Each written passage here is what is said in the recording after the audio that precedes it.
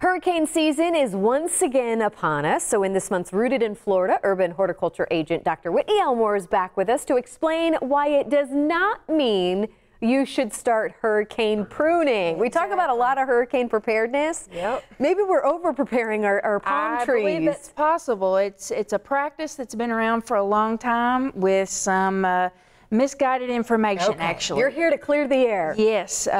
With the hurricane season upon us, like you mentioned here, it's a very good time to remind folks that hurricane pruning is not a recommended practice whatsoever. You're ending up weakening your palms in a couple of different ways if you are hurricane pruning. And I just wanted to kind of touch on those real briefly. The first thing that we do when we prune away green fronds, and so when I say over pruning, anything that's green, and this is a very good example here, you might see this frond and go, oh, it doesn't look that pretty. Well, I was just going to say, this is 50-50. Yeah, it doesn't look that pretty, but there are still nutrients in this green tissue, like potassium, that tends to be a limiting factor for palm growth in our soils. The plant is utilizing this as nutrients. It's kind of cannibalizing this. So if I were to prune this away right now, I am taking nutrients away from my palm. Just because it has a little bit of brown on the leaf does not mean it needs to leave. Absolutely. Wait, if you are going to prune, until they are entirely brown. Okay. Entirely. No yellow, no green whatsoever. The second problem is a structural issue, and that's where when we get over into the storm season, this becomes a very big problem for us. If we are removing away these fronds, okay, a couple of things start to happen. And also think about this. These are plants that have evolved in locations with very high wind potential. So they are designed to take the wind naturally without us doing any sort of pruning.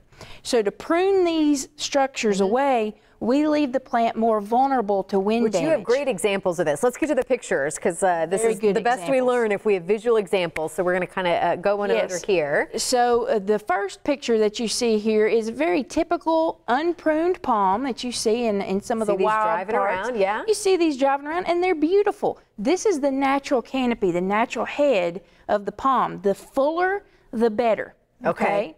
If you move over then into that second picture, these are pruned palms, which actually look very pretty, but they're not overly pruned. Only the old flower clusters and seed clusters that have dried up and turned brown, and only the dead, completely brown fronds have been removed. So that's a nice full palm. That's what you want. That's a nice full palm, and that's completely acceptable if you wanted to prune these away. This picture is definitely an over-pruned They look a little palms. weak, Whitney. They look weak. It's kind of a mohawk approach. If you see that up there at the top, it's completely what we don't want. If you notice right at the very top, the head of that palm, you see that pencil pointing effect? When we prune away all of these green fronds, this is all the photosynthetic capability. So what happens, the palm is not able to deposit carbohydrates from photosynthesis.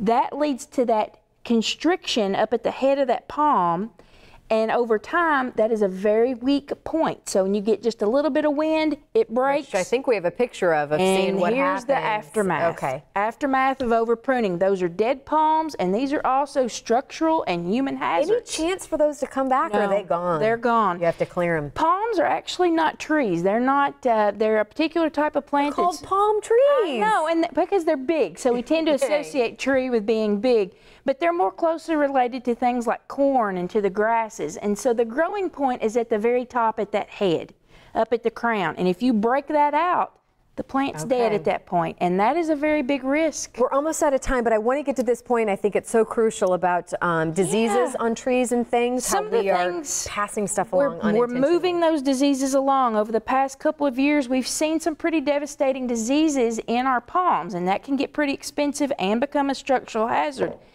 If you are going to prune palms for any reason whatsoever, any of your landscape plants, sanitize from one plant to the next. All of your pruning equipment, pole pruners, even if you used a chainsaw to remove some of these thick petioles off of your palms. It makes so much sense that you're going to have a disease on that equipment and then just carry it to the next. We're spreading it over, so you can use any of the disinfectants, household disinfectants, rubbing alcohol, even hand sanitizers.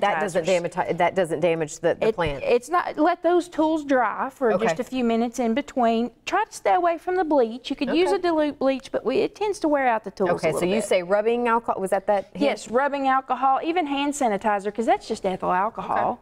And then also even some of the disinfectants that we're used to using around the house. Such a wealth of knowledge. This is why we love you so much. Thank you so much. And again, you heard it. Just because it's got a little bit of brown on it doesn't need it. It needs to go yet.